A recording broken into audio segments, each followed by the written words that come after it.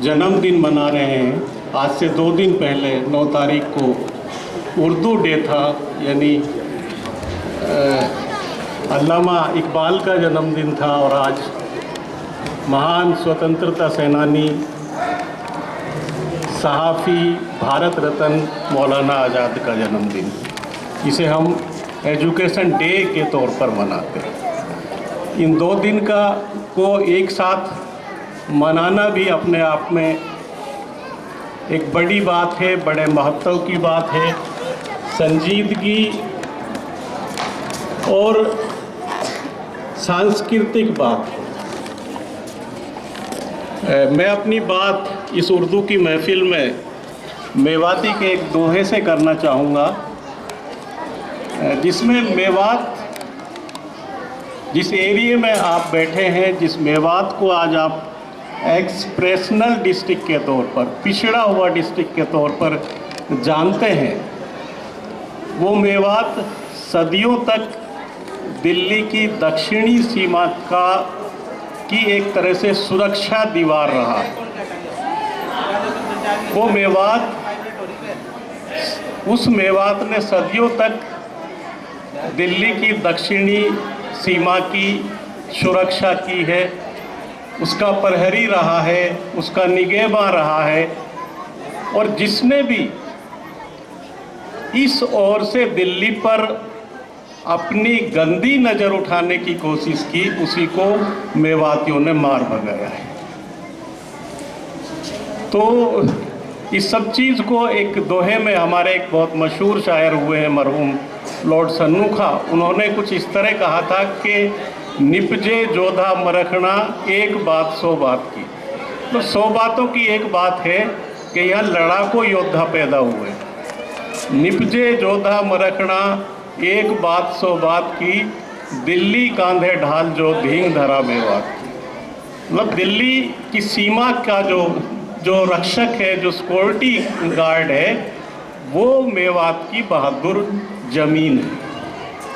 ये मेवात का असली परिचय है, जो सदियों से इतिहासकारों ने समझा है और जाना है। आज हम बेशक मेवात को पिछड़ा हुआ डिस्ट्रिक्ट कहते हैं, लेकिन उसके कारणों में अगर हम जाएं, उस चीज़ को हम खोजने की कोशिश करें कि क्यों ये इलाका पिछड़ा है, तो उसमें बहुत साफ तौर पर मैं कहूँ तो जिस इलाके की राजनीतिक लापरवाही हो और प्रशासनिक उपेक्षा हो, उसका पिछड़ा होना कोई अचंभे की बात नहीं होनी चाहिए। क्योंकि हरियाणा हिंदुस्तान का दूसरा सबसे समृद्ध स्टेट माना जाता है। उस स्टेट में अगर एक जिला पिछड़ा हो, तो मैं तो ये मानता हूँ कि उस स्टेट की सरकार को, उस स्टेट के प्रशासन को खुद ही शर्म आ जानी चाहिए थी और खुद ही उस तरह की कोशिश करते कि ये इलाका जो किसी वजह से पिछड़ा रह गया है, उसको बाकी हरियाणा के साथ लाया जाए। लेकिन दुर्भाग्य ये है कि ऐसा नहीं हुआ। और एक्सप्रेशनल डिस्ट्रिक्ट जिस कारण से घोषित किया था नीति आयोग ने, उसका मतलब तो यही था कि वो इलाके छांटे जाएं जो पिछड़े हुए हैं, उनको आगे लाने के लिए कोशिशें की जाए। बहुत दुख के साथ कहना पड़ता है कि जब हम लोग पढ़ते थे तो मेवातियों के साथ एक गाली सी जामिया में चिपकी हुई थी कि मेवाती पढ़ते नहीं हैं, मेवाती जाहिल हैं, मेवाती पिछड़े हुए हैं। लेकिन किसी ने ये कोशिश नहीं की कि मेवाती क्यों पिछड़े हुए हैं। वो लोग जो 2000 साल तक लगातार दिल्ली की सुरक्षा के लिए लड़ते रहे, वो इलाका जिसकी सीमाएं मोहम्मद गोरी के हमले के टाइम दिल्ली की मेहरौली से लेकर अजमेर तक थी, वो इलाका अगर सिकुड़ कर सोने से और अलवर तक रह गया है तो उसकी वजह क्या है? मेवात में ये कहा जाता है कि कायरों के ही घर बसते हैं, बाकी जो बहादुर लोग होते हैं उनके अक्सर शहर नहीं हुआ करते। बस उसी तरह की बात, उसी तरह का इतिहास कुछ मेवात के साथ भी चिपका हुआ। ये ज़माना तालीम का ज़माना है, तकनीक का ज़माना है, बिजनेस का ज़माना है। इसलिए इस ज़माने में जो कौम या जो इलाका तालीम में पिछड़ गया, तकनीक में पिछड़ गया, व्यापार में पिछड़ गया, वो इलाका पिछड़ा ही रहेगा। उसके लिए ये कोशिश होनी चाहिए कि उस इलाके की जो जीवन रेखा है, जो जिंदगी के आयाम हैं, वो बदले जाएं, उनको एक दिशा दी जाए, उनको तकनीक और तालीम से जोड़ा जाए और उसके लिए कुछ विशेष प्रावधानों की ज़रूरत होती है। क्योंकि मेवात का जो पिछड़ापन है, इसके भी विशेष कारण हैं।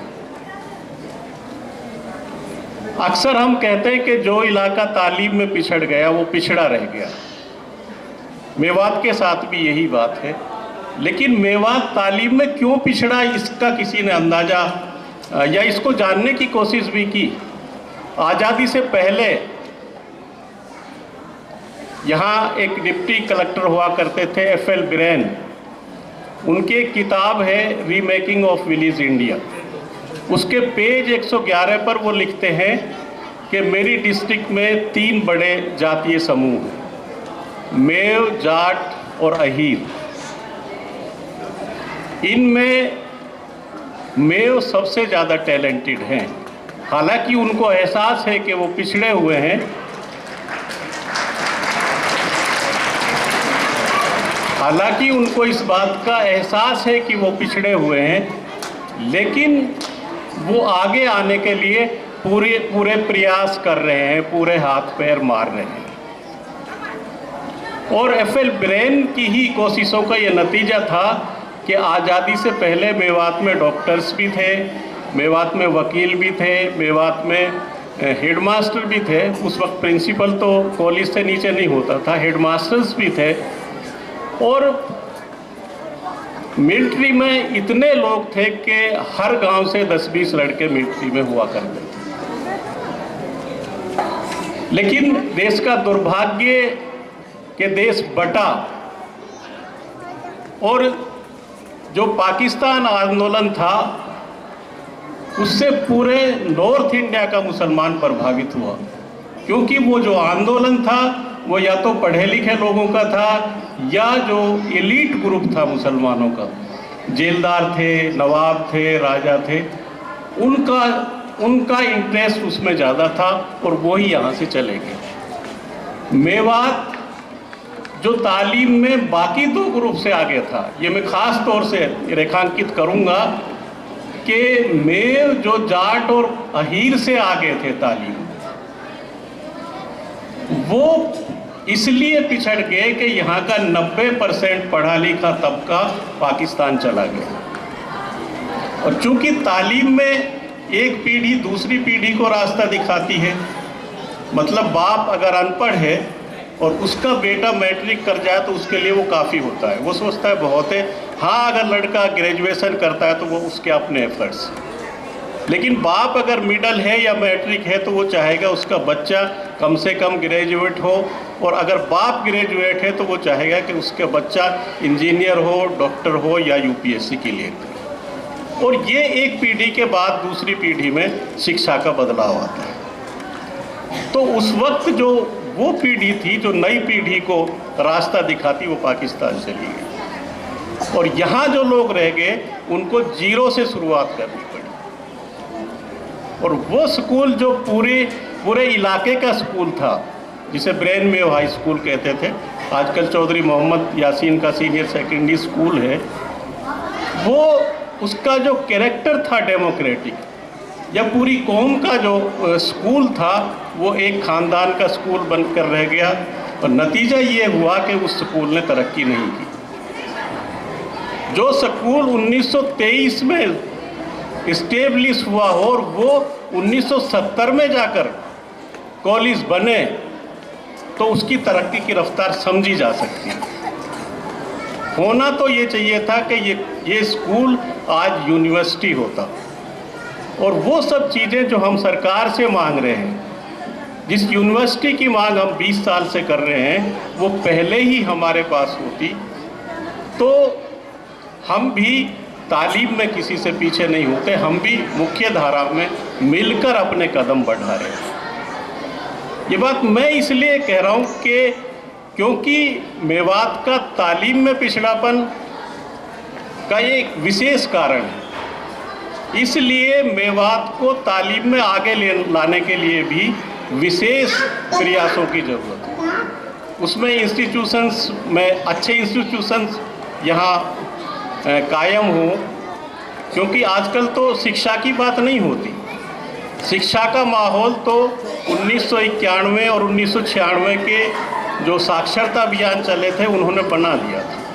अब तो बात क्वालिटी शिक्षा की है, गुणात्मक शिक्षा की बात की जाती है, और गुणात्मक शिक्षा के लिए ये ज़रूरी है कि अच्छे इंस्टीट्यूशंस आएँ, और उसके साथ भी ये हो कि उन इंस्टीट्यूशंस में, खासकर जैसे मानू है, जैसे जामिया है, अलीगढ़ है, मेवात के स्टूडेंट्स के लिए कुछ खास रियायतें दी जाए, चाहे तो सीट रिज़र्व की जाए, चाहे मेरिट लिस्ट में कुछ नंबर उनको एडिशनल दिए जाएं, ताकि वे दूसरे इलाके के लोगों के साथ compete कर सकें। ये कुछ ऐसे एफर्ट्स हैं जो मेवात का जो पिछड़ापन है, खासकर जो तालीमी पसमानदगी है, उसमें आगे लाने के लिए बहुत फ़ायदेमंद साबित हो सके। साक्षरता अभियान के दौरान भी हमने कोशिश की थी कि जामिया में कुछ सीटें रिज़र्व हों, लेकिन शायद हमारी वो कोशिश नाकाफ़ी रही।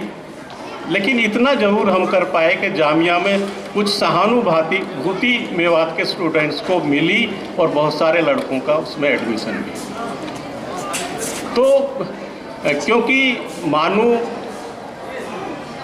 एक बड़ा इंस्टीट्यूशन है, नेशनल लेवल की यूनिवर्सिटी है, उसका ये हिस्सा है ये स्कूल, तो ये बात मैं इसलिए भी कह रहा हूँ, या आप इसको मेरी दरख्वास्त भी समझ सकते हैं कि मेवात के बच्चों को इस इंस्टीट्यूशन में, खासकर जो बच्चे यहाँ से सीनियर सेकेंडरी करके जाएंगे, कॉलेजेस में जाएंगे या यूनिवर्सिटीज़ में जाएंगे, उनको कुछ खास रियायतें अगर दी जाएं तो मेवात का बहुत ज़्यादा भला हो सकता है।